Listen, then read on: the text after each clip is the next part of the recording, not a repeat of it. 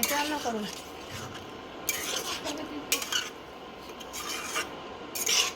নমস্কার বন্ধুরা, আবার চলে এসেছি একটা রেসিপি নিয়ে। আজকে কুমড়ো দিয়ে ছোলার ডালের একটা দুর্দান্ত রেসিপি শেয়ার করব। একদম এত সুস্বাদু হয়, অবশ্যই ট্রাই করো। আর সেই দিনকে কিন্তু রুটিটা একটু বেশি করেই করো। এখানে দেখো, ছোলার ডাল ভিজিয়ে রেখেছিলাম, ওই 1 ঘন্টা আগে একটু ভিজিয়ে রাখলেই হবে।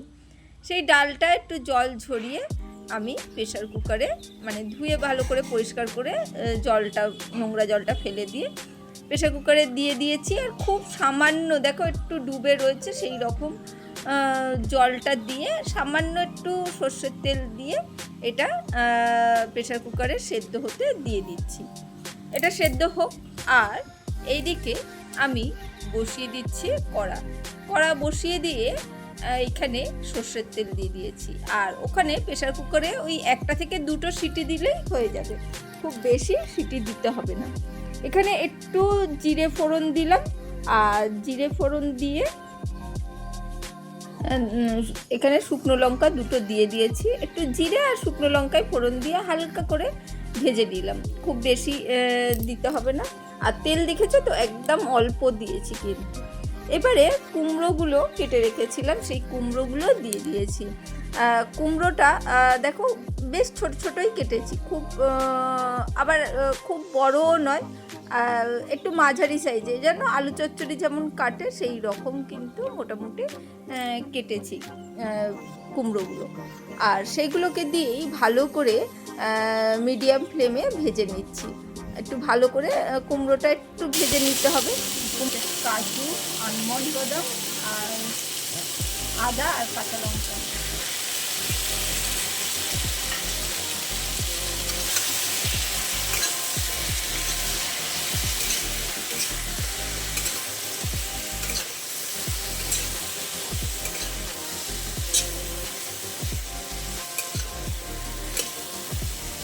মশলাটা দিয়ে কিন্তু খুব ভালো করে মশলাটাকে কষিয়ে নিতে হবে।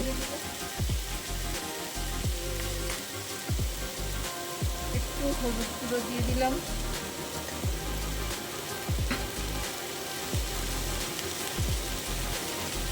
কাশ্মীরি লঙ্কার গুঁড়ো দিয়ে দিলাম,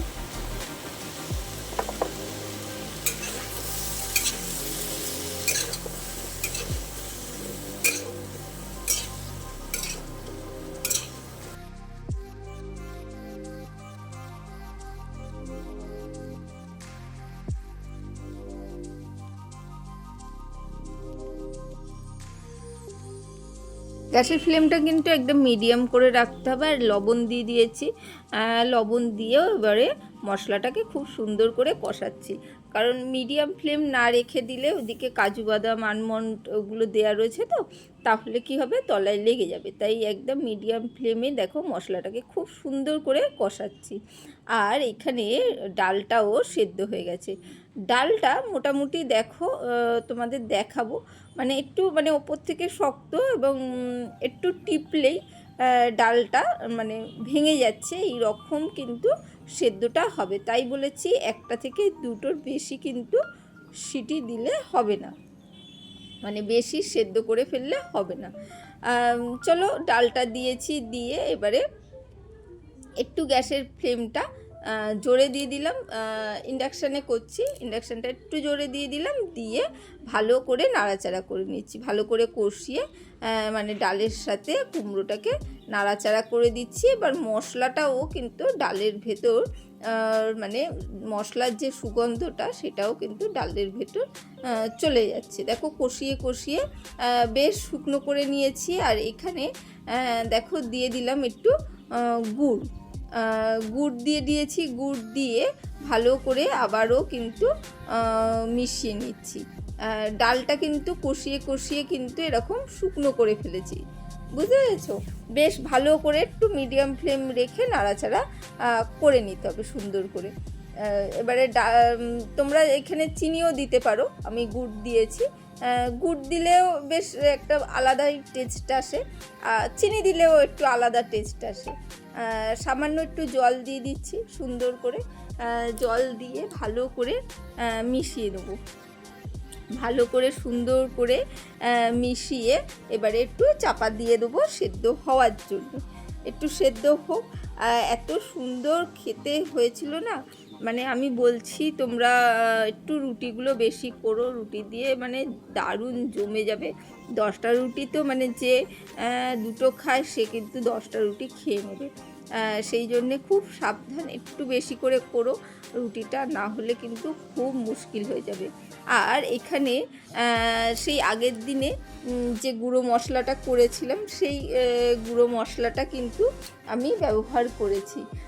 তোমরা যারা আগে এঁচোড়ের তরকারিটা, নিরামিষ এঁচোড়ের তরকারিটা দেখেছিলে, সেই মশলাটা কিন্তু গুঁড়ো মশলাটা রেডি করেছিলাম। এখানে আর সেই ভিডিওটা আমি দিলাম না। সেই গুঁড়ো মশলাটা কিন্তু এখানে ব্যবহার করেছি, যার জন্যে অসাধারণ হয়েছিল। আর ওপর থেকে কয়েকটা কাঁচা লঙ্কা, চেরা কাঁচা লঙ্কা দিয়ে দিলাম। একটু ফুটিয়ে নেবো, এটা একটু হালকা ঘন করে নেবো। ডালটা একটু ঠান্ডা হলে ঘন হবে, কিন্তু আর একটু ফুটিয়ে একটু শুকনো করে তারপরে কিন্তু আমি ইন্ডাকশানটা বন্ধ করে দেবো। আর তোমরা এখানে ঘি দিতে পারো, নাও দিতে পারো, যার যেটা চয়েস। একটু ঘি দিলে সুন্দর একটা গন্ধ আসবে, তাই একটু ঘি ব্যবহার করেছিলাম। তোমরা কিন্তু এইভাবে কুমড়ো দিয়ে ছোলার ডালের রেসিপি একদিন অবশ্যই ট্রাই করো। আর ভালো লাগলে লাইক, কমেন্ট, শেয়ার করতে ভুলো না। সমস্ত বন্ধুদের জানাই অসংখ্য ধন্যবাদ এইভাবে পাশে থাকার জন্যে।